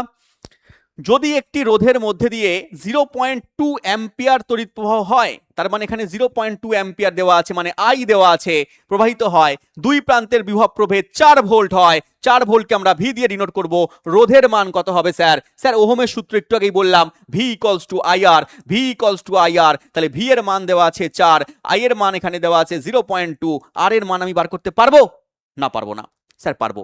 দেখো এটাকে নিচে নিয়ে চলে যাও, 4 by 0.2 equals to R. Sir point উঠে যাবে, ওপরে পয়েন্টের জন্য একটা 1 বসবে, পয়েন্টের পরে একটা সংখ্যা আছে 0 বসবে। এবারে তুমি 2 দিয়ে কেটে দাও, 2 পড়ে আছে, 2 দিয়ে কাটলে 2 দুগুণে 4। স্যার তাহলে আর এর মান কত হচ্ছে? 10 দুগুণে 20, 10 দুগুণে 20 ওহম আমার আর এর মান। অপশন নাম্বারে জলের দরে ফলের রস, যারা করে যাবে পেরে যাবে, ঠিক আছে, যারা পারবে না ভয় ছেড়ে দিয়ে চলে আসবে। নিচের কোনটি একটি একলিঙ্গ ফুল? একলিঙ্গ হয় একটা ফুল, একটা হয় উভলিঙ্গ ফুল। একলিঙ্গ ফুল কাকে বলে? না, যে ফুলের মধ্যে বৃতি, দলমণ্ডল এবং পুংকেশর, গর্ভকেশরের মধ্যে যে কোনো একটা থাকবে তাকে আমরা একলিঙ্গ ফুল বলবো। এই একলিঙ্গের মধ্যে ভাগ আছে স্ত্রী ফুল আর পুরুষ ফুল। স্ত্রী ফুল কোনগুলো? যেগুলোর মধ্যে কি আছে? বৃতি, দলমণ্ডল আর গর্ভকেশর চক্র আছে, তাকে আমরা বলবো স্ত্রী ফুল। আর বৃতি, দলমণ্ডল, পুংকেশর চক্র থাকলে তাকে বলবো আমরা পুরুষ ফুল। আর উভলিঙ্গ ফুল যেখানে চারটে স্তবকী আছে, বৃত্তিও আছে, দলমণ্ডলও আছে, পুংকেশরও আছে, গর্ভকেশরও আছে, সেটা হচ্ছে তোমার আমরা বলছি সম্পূর্ণ ফুল, আদর্শ ফুল, উভলিঙ্গ ফুল, এরকম নাম দিই। তাহলে এখানে চেয়েছে আমার একলিঙ্গ ফুল, ইউনিসেক্সুয়াল ফুল কাকে বলছি আমরা? জবা ফুল। জবা ফুল হচ্ছে তোমার এখানে আমাদের উভলিঙ্গ ফুল বা সম্পূর্ণ ফুল, চারটে স্তবকী আছে। সরিষা ফুল, এর মধ্যেও চারটে স্তবক আছে। সূর্যমুখীর মধ্যেও তোমার চারটে স্তবকী আছে। কিন্তু পেঁপে, এই পেঁপের ফুল দেখবে উভলিঙ্গ হয় না, একলিঙ্গ হয়। সব ফুল থেকে দেখবে ফল তৈরি হয় না, যেগুলো স্ত্রী ফুল সেগুলো থেকে কিন্তু ফল তৈরি হবে, মনে রাখবে। নেক্সট কোশ্চেনে চলে আসি। স্যার, অবতল দর্পণ, কনকেভ মিরর, আলো থেকে প্রশ্ন ভরে ভরে দেবে, ঠিক আছে, কনসেপ্ট পড়তে হবে। দেখো, অবতল দর্পণ, কনকেভ মিররে কোনো বস্তুকে ফোকাস এবং মেরুর মধ্যে রাখলে প্রতিবিম্ব কেমন তৈরি হবে? দেয়া আছে এখানে সদ উল্টো, অসৎ খর্বাকৃতি, অসৎ সমশীর্ষ, নাকি সদ অত্যন্ত বড়। কোশ্চেন তুমি যদি না বুঝে যাও, না পারো, তাহলে তুমি এখানে আন্তাবাড়ি টিক করে চলে আসবে, বা তুমি এখন হেডটেল করবে, বা মন থেকে ভাববে এ হবে, বি হবে, সি হবে, ডি হবে। তুমি একটা আন্দাজে ক্লিক করে দিয়ে চলে আসবে, ভুল হয়ে যাওয়ার সম্ভাবনা বেশি। এর জন্য কনসেপ্ট পড়তে হবে। স্যার, কনকেভ মিরর বা অবতল দর্পণ কেমন দেখতে হয়? স্যার, এরকম একটা আমি বৃত্তাকার অংশে একটা খণ্ড কেটে নিলাম। এই খণ্ডটার যদি আমরা বাইরের দিকটা প্রলেপ দিয়ে দিই, মাঝখানটা ঢোকা হয়, দুপাশটা উঁচু হয়, তাকে আমরা বলি অবতল দর্পণ। কি বলি বাবা? অবতল দর্পণ। যে দর্পণের মাঝখানটা ঢোকা, দুপাশটা হচ্ছে আমার উঁচু, তাকে আমরা অবতল দর্পণ বলি। এর অবতল দর্পণের একটা মধ্যবিন্দু থাকে, এটাকে আমরা মেরু বলি। কি বলি বাবা? মেরু বলি। এবং যদি তুমি এটাকে পুরোটা কমপ্লিট করো, তুমি একটা গোলক পাবে, তাই তো? এই গোলকের একটা কেন্দ্র থাকবে, এই কেন্দ্রকে আমরা সি নাম দিই বা 2F বলি। এটাকে বলি আমরা বক্রতা কেন্দ্র। এই বক্রতা কেন্দ্র আর মেরুকে যদি আমরা যোগ করে দিই, তাহলে এটা হয়ে যায় আমার কি বাবা? এটা হচ্ছে প্রধান অক্ষ। এবং এই দুটোর মিডিলে একটা পয়েন্ট থাকে, যাকে আমরা বলি দুটোর মিডিলে, মানে বক্রতা কেন্দ্র এবং মেরু এর মিডিলে একটা পয়েন্ট আছে, যাকে আমরা এফ নাম দিই। কি নাম দিই আমরা? বড় হাতের এফ নাম দিই, এরকম ভাবে এফ দিয়ে ডিনোট করি। এবারে চেয়েছে কি? এবারে চেয়েছে বস্তুকে ফোকাস এবং মেরুর মধ্যে রাখলে। ফোকাস আর মেরু কোনটা বাবা? তাহলে এটা হচ্ছে ফোকাস এফ, আর এটা হচ্ছে মেরু। এর মধ্যখানে বস্তুকে যদি রেখে দাও, তাহলে চিত্র কেমন হবে? তাহলে কোথায় তার প্রতিবিম্ব তৈরি হবে? দেখো বাবা, তাহলে মনে রাখবে, যখন একটা রশ্মিকে আমি সমান্তরালভাবে পাঠাবো, প্রধান অক্ষের সঙ্গে সমান্তরালভাবে পাঠিয়ে দিলাম, তখন কি করবে? ও ফোকাস দিয়ে বেরিয়ে আসবে। ও কি করবে? ফোকাস দিয়ে বেরিয়ে আসবে, ঠিক আছে? এটা হচ্ছে রুল। এই রুলগুলো জানতে হবে, আমি করাই ক্লাসের মধ্যে, যারা জানে, কোর্সে আছে তারা জানে। তাহলে সমান্তরাল রশ্মি পাঠালাম, এ সোজা বেরিয়ে এলো, ঠিক আছে? আরেকটা রশ্মি আমি যদি এখানে পুরোপুরি কেন্দ্র দিয়ে পাঠাই, বক্রতা কেন্দ্র দিয়ে, মনে করো বক্রতা কেন্দ্র দিয়ে পাঠাচ্ছি, এখান দিয়ে বক্রতা কেন্দ্র দিয়ে পাঠালে ও বক্রতা কেন্দ্র দিয়েই ফিরে চলে আসবে। বক্রতা কেন্দ্র দিয়ে কি করবে? ফিরে চলে আসবে। এবারে উল্টো দিকে যদি তুমি এটাকে বাড়িয়ে দাও, উল্টো দিকে ডটেড লাইন দিয়ে বাড়াচ্ছি, কল্পনা করছি যদি বাড়িয়ে দিই, তাহলে এরা কি কখনো মিট করবে? এদের দেখা হবে? হবে স্যার, এদের দেখা হবে। পথে যেতে যেতে কোথাও না কোথাও দেখা হবে, কিন্তু উল্টো দিকে হবে। তাহলে এই পয়েন্টে কোথাও একটা দেখা হচ্ছে, তাহলে এখানে বস্তুটার প্রতিবিম্ব তৈরি হবে উল্টো দিকে। যদি এরা উল্টো দিকে প্রতিবিম্ব তৈরি হয়, সেই প্রতিবিম্ব হচ্ছে অসৎ হয়। কি প্রতিবিম্ব হচ্ছে? অসৎ। এবং দেখো, বস্তুর থেকে আকারে বড় হচ্ছে, দেখতেই পাচ্ছি আমরা বড়, তাহলে এখানে বড় বা আমরা বলি বিবর্ধিত প্রতিবিম্ব তৈরি হবে। বিবর্ধিত প্রতিবিম্ব বা বড় আকারের প্রতিবিম্ব তৈরি হবে। আর কি হবে স্যার? দেখো, উল্টো প্রতিবিম্ব হচ্ছে না, সমশীর্ষ হচ্ছে। এখানে যেরকম ভাবে মাথা আছে, যেদিকে মাথা সেই দিকেই আছে। উল্টো কোন দিকে হতো? যদি এদিকে হতো তাহলে উল্টো হতো, ঠিক আছে? তাহলে এখানে এই দিকেই প্রতিবিম্ব তৈরি হচ্ছে, তাহলে এখানে সমশীর্ষ প্রতিবিম্ব তৈরি হচ্ছে। তাহলে আমরা যদি বস্তুকে আমরা মেরু এবং ফোকাসের মধ্যে রেখে দিই, তাহলে যে প্রতিবিম্ব তৈরি হবে সেটা উল্টো দিকে হবে, অসৎ হবে, আকারে বড় হচ্ছে বা বিবর্ধিত হচ্ছে, সমশীর্ষ হচ্ছে। এবারে তুমি অপশানে চলে এসো, দেখো তুমি নিজেই পারবে। বলেছে সৎ এবং উল্টো, সদ উল্টো হচ্ছে না, হচ্ছে না। অসদ খর্বাকৃতি, অসৎ তো হচ্ছে, খর্বাকৃতি হচ্ছে না দাদা, হচ্ছে না। অসদ এবং সমশীর্ষ, একদম অসদ হচ্ছে, সমশীর্ষ হচ্ছে, আকারে বড় হচ্ছে, আকারে বড়টা দেয়নি, অসদ হচ্ছে, সমশীর্ষ হচ্ছে, অপশন সি। স্যার সদ হচ্ছে, সদ হবে না, হবে না, তাহলে অপশন সি আমার সঠিক উত্তর। ক্লিয়ার? এরকম ভাবে প্রত্যেকটা ছবি, বস্তুকে বক্রতা কেন্দ্রে রাখলে কেমন ছবি হবে, বস্তুকে বক্রতা কেন্দ্র মেরুর মধ্যে রাখলে কেমন হবে, বস্তুকে ফোকাসের মধ্যে রাখলে কেমন হবে, ফোকাস এবং মেরুর মধ্যে রাখলে কেমন হবে, ফোকাসের বাইরে রাখলে কেমন হবে, বক্রতা কেন্দ্রের বাইরে রাখলে কেমন হবে, প্রত্যেকটা ছবি কিন্তু আমি ডিটেলসে করাই, পড়ে রাখতে হবে। নেক্সট চলে এসো। স্যার আধুনিক পর্যায় সারণী, অনেকে বলে স্যার পর্যায় সারণী থেকে প্রশ্ন দেয়নি। দেখো পর্যায় সারণী থেকে প্রশ্ন দিয়েছে, আরআরবি গ্রুপ ডি 5/12/2025 প্রশ্ন করাচ্ছি। দেখো আধুনিক পর্যায় সারণীর কোন গ্রুপে নিষ্ক্রিয় গ্যাসগুলো আছে। অনেকে বলে স্যার এই চ্যাপ্টারটা বাদ চলে গেছে, যদি বাদ চলে যায় তাহলে কি করে প্রশ্ন দিয়েছে, তোমাকে পড়তে হবে ভাই। দেখো তাহলে এখানে আধুনিক পর্যায় সারণীর বলেছে নিষ্ক্রিয় মৌলগুলোর কোন গ্রুপে অবস্থান করছে, সবাই জানে 18 নম্বর গ্রুপ। 18 নম্বর গ্রুপে নিষ্ক্রিয় মৌলগুলো রয়েছে, তোমাকে যদি পর্যায় সারণী দেখাই, এরকম হচ্ছে পর্যায় সারণী। 18 নম্বর গ্রুপ কোথায় স্যার, 18 নম্বর গ্রুপ সবার শেষে, 18 নম্বর গ্রুপ রয়েছে এখানে সবার শেষে, এটাকে আমরা নিষ্ক্রিয় মৌল বলি। হিলিয়াম, নিয়ন, আর্গন, ক্রিপ্টন, জেনন, রেডন, নাম পড়ে রাখতে হবে। হিলিয়াম, নিয়ন, আর্গন, ক্রিপ্টন, জেনন, রেডন, আমার সঙ্গে সঙ্গে মুখস্থ করে নাও। হিলিয়াম, নিয়ন, আর্গন, ক্রিপ্টন, জেনন, রেডন, এদেরকে নিষ্ক্রিয় মৌল বলা হয়। মনে রাখতে হবে যে এটা 18 নম্বর শ্রেণীতে অবস্থান করছে।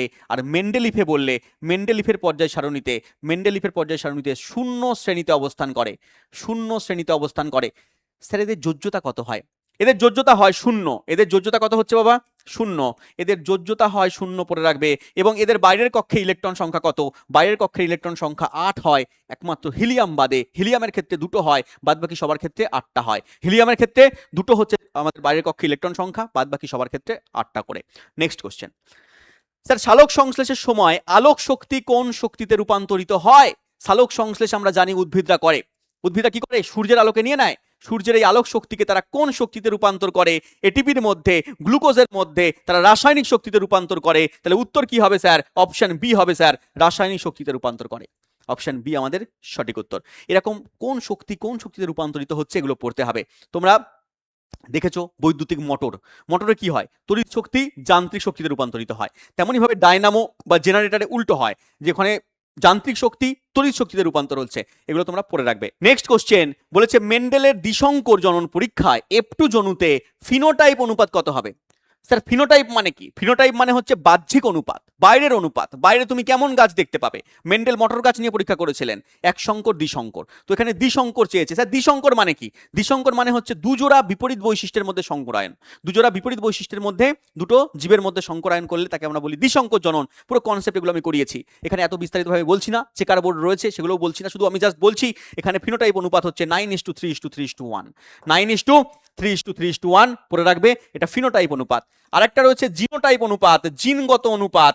মেন্ডেলের দ্বিসংকর জনন পরীক্ষায় জিনোটাইপ অনুপাত যদি জিজ্ঞেস করে তাহলে কি বলবে, তাহলে বলবে 12:24:12:12:1, 12:24:12:1, মাঝখানে ইস্টু দিয়ে দেবে, মাঝখানে এখানে কি করবে, ইস্টু দিয়ে দেবে, 12:24:12:12:1, এটা হচ্ছে জিনোটাইপ অনুপাত, মনে রাখতে হবে। নেক্সট কোশ্চেন চলে এসো। পরের প্রশ্ন কি আছে, বলেছে নিচের কোন ধাতুটি ঠান্ডা জলের সঙ্গে তীব্রভাবে বিক্রিয়া করে। দেখো তোমরা দেখেছো অনেক সময় যে সাধু বাবারা বিভিন্ন রকম ম্যাজিক দেখায়, ঠিক আছে, বলে কি ম্যাজিক দেখায়, দেখো সাধু বাবা এলো, তান্ত্রিক মান্ত্রিকরা এলো, ঠিক আছে, এসে ঠিক আছে ঠান্ডা জলের মধ্যে হ্যাঁ কিছু একটা মুঠোর মধ্যে কিছু নিল, ঠিক আছে, ওং ত্রিং ব্রিং ব্রিং ছিং ঠক, জয় মা তারা, আগুন জ্বলে উঠলো, ঠিক আছে, জয় মা কালী, আগুন জ্বলে উঠলো, ঠিক আছে। হ্যাঁ তাহলে এরকম ভাবে আমরা ম্যাজিক দেখতে পাই। ওই ম্যাজিক অ্যাকচুয়ালি সায়েন্সের কনসেপ্ট। কিরকম কনসেপ্ট, ওই ঠান্ডা জলের সঙ্গে তারা কি করে, তারা হচ্ছে সোডিয়াম, সোডিয়াম বলে একটা ধাতু আছে, সেই ধাতুকে নিয়ে নেয়। হ্যাঁ গুঁড়োর মধ্যে সোডিয়াম ধাতুর গুঁড়ো পাওয়া যায়, সেই গুঁড়োটাকে নিয়ে নেয়, নিয়ে বার করে, ঠিক আছে, এরকম ভাবে ছেড়ায়, ঠিক আছে, জয় মা তারা, জয় মা কালী, ট্রিং ব্রিং উঠে গেল, ঠিক আছে। তাহলে এটা হচ্ছে তোমার কি বাবা, সায়েন্সের কনসেপ্ট। জলের সঙ্গে, ঠান্ডা জলের সঙ্গে তীব্রভাবে রিয়াকশন করে সোডিয়াম, এই সোডিয়াম রিয়াকশন করে প্রচন্ড তাপ, প্রচন্ড আলো উৎপন্ন করে, আগুন জ্বলে ওঠে। এটা হচ্ছে তোমার সায়েন্সের ম্যাজিক। আমরা ভাবি এগুলো হচ্ছে তোমার ঠিক তান্ত্রিক বাবারা এরকম করছে, তাহলে এটা হচ্ছে তোমার মনে রাখবে সোডিয়ামের সঙ্গে বিক্রিয়া করে ঠান্ডা জল। নেক্সট কোশ্চেন চলে এসো।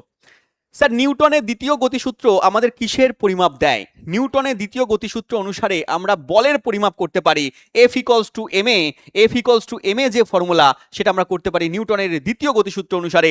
ফোর্সকে দেয় স্যার মা দেয়, বলকে দেয় স্যার মা দেয়। সকালবেলা উঠে কি বলে? মা বলে বাবা পড়তে বস, বাবা চা খেয়ে নে, বাবা স্নান করে নে, বাবা স্কুলে যা, কলেজে যা। মা আমাদেরকে বল দেয়, মা আমাদেরকে ফোর্স দেয়। তাহলে এখানে মনে রাখবে F equals to ma। Sir M মানে কি? এম মানে হচ্ছে এখানে ভর, মাস। এম মানে হচ্ছে মাস, মাস মানে কি বাবা? ভর। আর এ মানে কি? অ্যাক্সিলারেশন। এ মানে হচ্ছে অ্যাক্সিলারেশন, মনে রাখবে অ্যাক্সিলারেশন মানে হচ্ছে ত্বরণ। অ্যাক্সিলারেশন মানে কি বাবা? ত্বরণ। তাহলে F equals to ma formula পাই নিউটনের দ্বিতীয় গতিসূত্র থেকে। নেক্সট, মানুষের পাকস্থলীতে কোন অ্যাসিড নিঃসৃত হয় যা খাদ্য হজম করতে সাহায্য করে? আমাদের পাকস্থলী থেকে টপ টপ টপ করে একটা অ্যাসিড পড়ছে। এই টপ টপ করে যে অ্যাসিডটা পড়ছে তার নাম হচ্ছে হাইড্রোক্লোরিক অ্যাসিড, HCl। HCl পড়ছে। কি করছে এটা? এটা যে সমস্ত ব্যাকটেরিয়া আছে খাবারের মধ্যে তাকে মেরে ফেলছে, খাবারকে পাচিত করতে সাহায্য করছে HCl, হাইড্রোক্লোরিক অ্যাসিড। একে মিউরিয়াটিক অ্যাসিডও বলা হয়। নেক্সট কোশ্চেন, একটি শব্দ তরঙ্গের কম্পাঙ্ক বা ফ্রিকোয়েন্সি দেওয়া আছে 50 হার্জ, তার পর্যায়কাল কত হবে? পর্যায়কালের সঙ্গে ফ্রিকোয়েন্সি বা কম্পাঙ্কের একটা সম্পর্ক আছে। পর্যায়কাল যদি আমরা টাইম পিরিয়ডকে টি ধরি, তাহলে আমরা কম্পাঙ্ককে এন ধরবো। তার ফর্মুলা হচ্ছে T equals to 1/n। T equals to 1/n। যারা পড়েছো তারা জানো। এখানে মানটা বসিয়ে দিই, 1/n এর মান হচ্ছে 50। ওপর নিচে তুমি 2 দিয়ে গুণ করে দাও, ওপর নিচে 2 দিয়ে গুণ করলে ওপরে আসবে 2, নিচে আসবে 100। 100 মানে 2 ঘর আগে দশমিক, তাহলে 0.02 সেকেন্ডে উত্তর আসবে। পর্যায়কাল সেকেন্ডে আসবে, 0.02 সেকেন্ড। Option A. উড়িয়ে দেবে, সব ধোঁয়া ধোঁয়া হয়ে যায়গা। নেক্সট কোশ্চেন, স্যার অ্যামিবা কোন প্রক্রিয়ায় খাদ্য গ্রহণ করে? অ্যামিবা যে প্রক্রিয়ায় খাদ্য গ্রহণ করে তার নাম হচ্ছে এন্ডোসাইটোসিস। এন্ডোসাইটোসিস প্রক্রিয়া কেমন হয়? দেখো, অ্যামিবা হচ্ছে এককোষী প্রাণী, একটা মাত্র কোষ নিয়ে তৈরি হয়েছে। তো একটা কোষ, ওর না মুখ হাত পা এগুলো নেই, হ্যাঁ, জীব দাঁত এগুলো নেই। তাহলে এখানে ও কি করে? ও হচ্ছে ক্ষণপথ সৃষ্টি করে, ক্ষণপথ তৈরি করে। কোনো যে খাবারকে গ্রহণ করছে সেই খাবারটাকে আগে নিজের ক্ষণপদের মধ্যে আটকে নেয়। এই ক্ষণপদের মধ্যে আটকে নিল, আটকে নিয়ে ক্ষণপদ থেকে আস্তে আস্তে প্রোটোপ্লাজমের মধ্যে পাঠিয়ে দেয়। এবং এই খাদ্য কি হয়? তরল, অর্ধতরল জাতীয় খাদ্য বেশি হয়, কঠিন খাদ্য কম হয়। তাহলে এটা হচ্ছে তোমার, এরা ক্ষণপদের মধ্যে আটকে নিজের কোষের মধ্যে আস্তে আস্তে নিয়ে হজম করে নেয়। এটাকে আমরা বলছি এন্ডোসাইটোসিস প্রক্রিয়া, মনে রাখবে। নেক্সট কোশ্চেন, স্যার নিচের কোন মৌলটার পারমাণবিক ব্যাসার্ধ সবচেয়ে বেশি? পারমাণবিক ব্যাসার্ধ সবচেয়ে বেশি কার? দেওয়া আছে লিথিয়াম, সোডিয়াম, পটাশিয়াম, রুবিডিয়াম। দেখো, এই প্রশ্নের উত্তর পড়তে গেলে তোমাকে পর্যায় সারণী চ্যাপ্টার পড়তে হবে। পর্যায় সারণী থেকে আবার প্রশ্ন দিয়েছে। পর্যায় সারণীতে আমরা জানি ওপর থেকে নিচে এগুলোকে আমরা কি বলি? শ্রেণী বলি, এক একটা শ্রেণী বলি। এই শ্রেণীগুলোতে ওপর থেকে নিচে যখন যাবে তখন তার পারমাণবিক ব্যাসার্ধ কি হয়? বাড়তে থাকে। ওপরের থেকে নিচে গেলে পারমাণবিক ব্যাসার্ধ কি হয়? বৃদ্ধি পেতে থাকে। তাহলে ওপর থেকে নিচের দিকে যখন বৃদ্ধি পেতে থাকে, তাহলে এখানে দেখো লিথিয়াম লেখা আছে, সোডিয়াম লেখা আছে, পটাশিয়াম লেখা আছে, রুবিডিয়াম লেখা আছে। এই মৌলগুলো 1 নম্বর শ্রেণীতে রয়েছে। আমরা পড়েছি lithium, sodium, potassium, rubidium, caesium, francium. তাহলে এখানে দেখো ভালো করে, ওপর থেকে নিচে যদি যাই বাড়তে থাকবে, নিচের দিকের মৌলগুলো বাড়ছে। তাহলে লিথিয়ামের থেকে পারমাণবিক ব্যাসার্ধ বেশি কার? সোডিয়ামের। সোডিয়ামের থেকে বেশি কার? লিথিয়াম, সোডিয়াম, পটাশিয়ামের। পটাশিয়ামের থেকে বেশি কার? স্যার রুবিডিয়ামের। এর থেকে বেশি কার? সিজিয়ামের। তারপরে ফ্রান্সিয়ামের। এরকম করে তোমাকে জানতে হবে। তাহলে অপশনে কি আছে? অপশনে লিথিয়াম উপরে আছে, হবে না। তারপরে কি আছে? সোডিয়াম, হবে না। লিথিয়াম, সোডিয়াম, পটাশিয়াম, হবে না। তারপরে রুবিডিয়াম আছে নিচে, তাহলে রুবিডিয়াম হচ্ছে সবচেয়ে বেশি। রুবিডিয়াম হচ্ছে সবচেয়ে বেশি। সবচেয়ে কম যদি বলতো তাহলে আসতো লিথিয়াম, কম বললে লিথিয়াম। নেক্সট চলে এসো, বিদ্যুৎ প্রবাহের চুম্বকীয় ফল কি আবিষ্কার করেন? দেখবে যেখান দিয়ে বিদ্যুৎ যাবে তার চারপাশে একটা আকর্ষণ বল, একটা চারদিকে একটা চুম্বক ক্ষেত্র তৈরি হয়ে যাবে, তোমাকে আকর্ষণ করবে। তাহলে বিদ্যুৎ যেখান দিয়ে প্রবাহিত হবে তার চারপাশে একটা চুম্বক ক্ষেত্র তৈরি হয়ে যাবে, চুম্বক ক্ষেত্র। এটা প্রথম দেখেছিলেন কোন বিজ্ঞানী? ওরস্টেড। বিজ্ঞানী ওরস্টেড প্রথম দেখেছিলেন। তুমি যদি একটা তারকে ধরো, মুঠোর মধ্যে ধরো, তাহলে এরকম ভাবে ধরলে, তাহলে তোমার বুড়ো আঙুলটা যদি তড়িৎ প্রবাহের অভিমুখ নির্দেশ করে, কারেন্টের অভিমুখ নির্দেশ করে, তাহলে তোমার বাদবাকি যে আঙুলগুলো রয়েছে, দেখো বাদবাকি আঙুলগুলো এখান দিয়ে যাচ্ছে। তাহলে এগুলো হচ্ছে চুম্বক প্রবাহের দিক নির্দেশ করবে, চুম্বক প্রবাহের দিক নির্দেশ করবে। পড়ে রাখবে, এটা পরীক্ষায় আসবে। এটাকে কি বলি আমরা? এটাকে বলি আমরা ফিঙ্গার্স রুল। এটা কে দিয়েছিলেন কমেন্ট বক্সে বলবে, ঠিক আছে? এটাকে এই ফর্মুলা কে দিয়েছিলেন? হ্যাঁ, এটাকে আমরা বলি যে তোমার ডান হাতের মুষ্টি নিয়ম, ডান হাতের মুষ্টি নিয়ম বলি। কে দিয়েছিলেন বলবে। নেক্সট, ব্লিচিং পাউডারের রাসায়নিক নাম কি? যারা আগের ক্লাস করেছে আমার তারা জানে, আমি বারংবার বলেছি ব্লিচিং পাউডার করে। এই ব্লিচিং পাউডারের রাসায়নিক নাম হচ্ছে ক্যালসিয়াম অক্সিক্লোরাইড, যার সংকেত হচ্ছে CaOCl2। এর নাম ক্যালসিয়াম অক্সিক্লোরাইড, বা আরেকটা নাম দিতে পারে পরীক্ষায় calcium chloro hypochlorite, calcium chloro hypochlorite, CaCO, Cl group 2 এরকম ভাবে দেওয়া থাকে, বা CaCl, OCl এরকম ভাবে দেওয়া থাকে। তার মানে ক্লোরিন দুটো আছে। কি দেওয়া আছে? ক্লোরিন দুটো আছে। আর মনে রাখবে পরীক্ষায় দেয় কোশ্চেন যে ব্লিচিং পাউডারের একটা ঝাঁঝালো গন্ধ বেরোয়, এই ঝাঁঝালো গন্ধটা কিসের? ক্লোরিন গ্যাসের। এই ক্লোরিন গ্যাসটা রয়েছে বলে ঝাঁঝালো গন্ধ বেরোচ্ছে, এটাও তোমরা কিন্তু পড়ে রাখবে। বাদ বাকি নামগুলো বলে দিচ্ছি। ক্যালসিয়াম কার্বনেট, ক্যালসিয়াম Ca হয়, কার্বনেট CO3 হয়, ক্যালসিয়াম কার্বনেট CaCO3 হয়। স্যার সোডিয়াম বাইকার্বনেট, সোডিয়াম বাইকার্বনেটকে আমরা খাবার সোডা বলি, এর নাম হচ্ছে NaHCO3, NaHCO3 সোডিয়াম বাইকার্বনেট খাবার soda. Sir calcium sulphate CaSO4 calcium sulphate. নামগুলো সংকেতগুলো পড়ে রাখবে। তাহলে আজকের ক্লাস আমরা এখানেই শেষ করছি, দেখা হচ্ছে আমাদের পরের ক্লাসে। যদি ক্লাস ভালো লাগে কমেন্ট বক্সে অবশ্যই বলবে, তাহলে আমরা পরের পার্টগুলো আস্তে আস্তে কন্টিনিউ করব। দেখা হচ্ছে পরের ক্লাসে, তখন ভালো থেকো। থ্যাংক ইউ, জয় হিন্দ।